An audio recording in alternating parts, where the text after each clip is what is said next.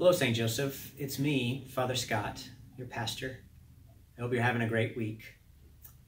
This weekend, on the 27th Sunday in Ordinary Time, we see Jesus encounter Pharisees who say to him, Moses gave us the right to write a bill of divorce.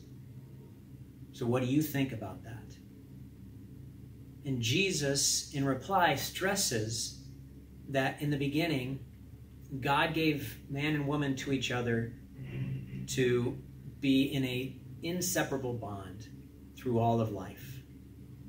Jesus holds up marriage, and so the church also holds up marriage. She has such a beautiful vision of what marriage is and can be. Marriage was the image of God and his people, the Israelites.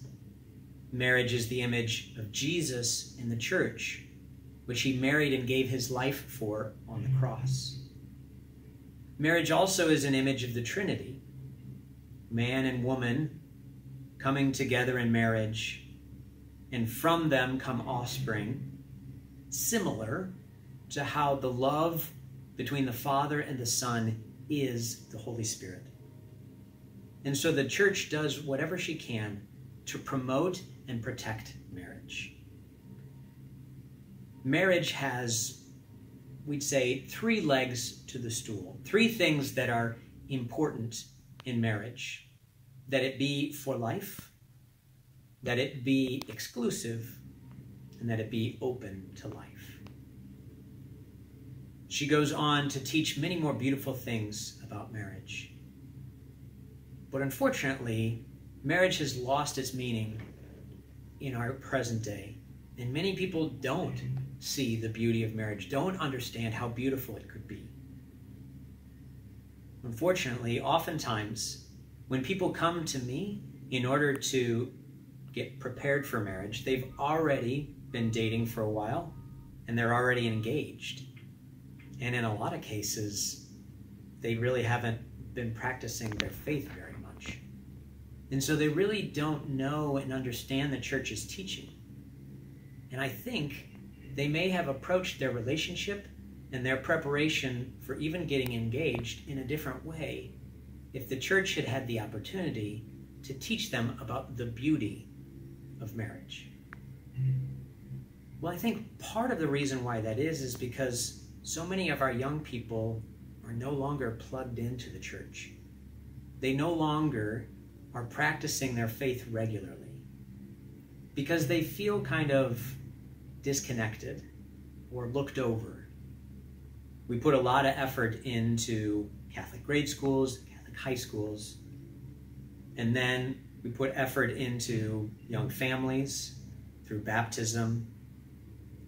But in between, there's a bit of a lacuna, a bit of a gap in terms of our ministry and attention. So, we here at St. Joseph want to change that. So we would like to start a ministry for our young adults, a place where they can come and connect with each other, share their faith and their struggles, grow in their faith, and get to know the beauty of the church's teaching more deeply. I think if we can do that in the church, we'll actually see a difference in marriages, because more and more couples will enter into marriage with a clearer understanding of how beautiful it can be when it's lived out according to God's plan. But again, we need to reach out to our young adults.